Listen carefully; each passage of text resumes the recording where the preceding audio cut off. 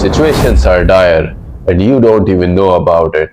I'm not even overreacting, man. The kind of brain rot is out there. It's so addictive that it's turning the whole of generation into morons. And we are all trapped in this like a fly is trapped in a spider web. There is simply no way out. Getting rid of it, getting out of it is so difficult. The situations are getting out of hand. Tell me, how is one supposed to maintain their sanity in these times and do anything meaningful in life when you have such addictive brain rot just a tap away? I feel that with social media, people have lost their ability to think. See, as humans, we have a lot of senses through which we take in information: visual senses, hearing senses, touching, feeling, smelling. But somehow we are just stuck in this world where we only thrive on visual ecstasy. See this, see that, look here, look there. It's the eyes that hang on, that keep scrolling, that doesn't let you go away and switch off the social media.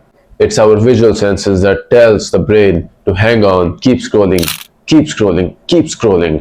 और जितना आप scroll करोगे, जितना आप देखते रहोगे चीज़ों को, वही चीज़ें आपके दिमाग में एज फूड जाएंगी। बिकॉज हमारे ब्रेन का खाना होता है इंफॉर्मेशन। जब हम सोशल मीडिया का लो लेवल कंटेंट कंज्यूम करना शुरू कर देंगे तो फिर उसी टाइप का इंफॉर्मेशन, उसी टाइप का फूड हमारे ब्रेन में जाएगा और उसी के रिलेटेड, उसी के अराउंड हमारी थिंकिंग डेवलप होने लगेगी। हम उसी के बारे में सोचेंगे और वही चीज़ें हमारे दिमाग में घूमती रहेंगी। आई मीन, सोशल मीडिया कोई बुक या मूवी तो है नहीं जो खत्म होती है किसी टाइम पे। Social media is literally endless, अनंत है ये। और इसीलिए हम रोज सुबह उठकर ढूंढते हैं कि आज क्या, आज क्या, आज क्या। And hence people have lost their ability to think.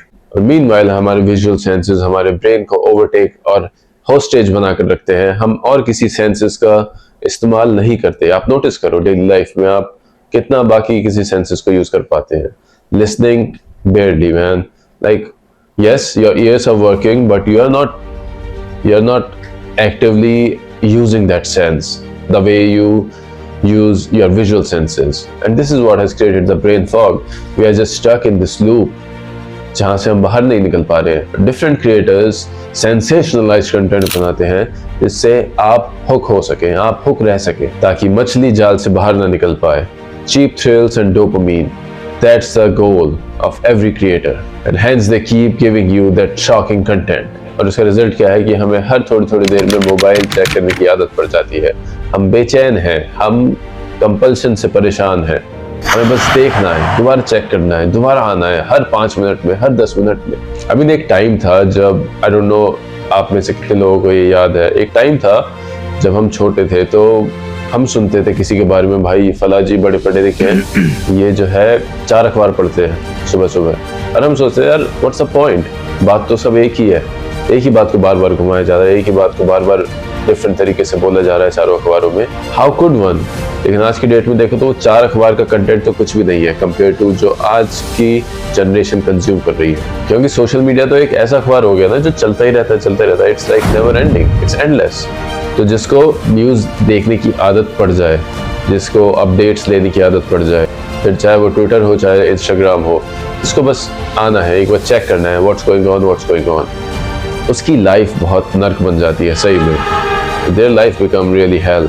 और अगर आप खुद को संभालोगे नहीं तो फिर ये धीरे धीरे आप फिसल कर उसमें मतलब गिर ही जाओगे, फिर वहाँ से कोई रिडेम्पशन नहीं है। तो ऐसी सिचुएशंस है और ऐसी दुनिया है, हम ऐसी दुनिया में रह रहे हैं जहाँ पे कोई किसी की खास परवाह नहीं करता।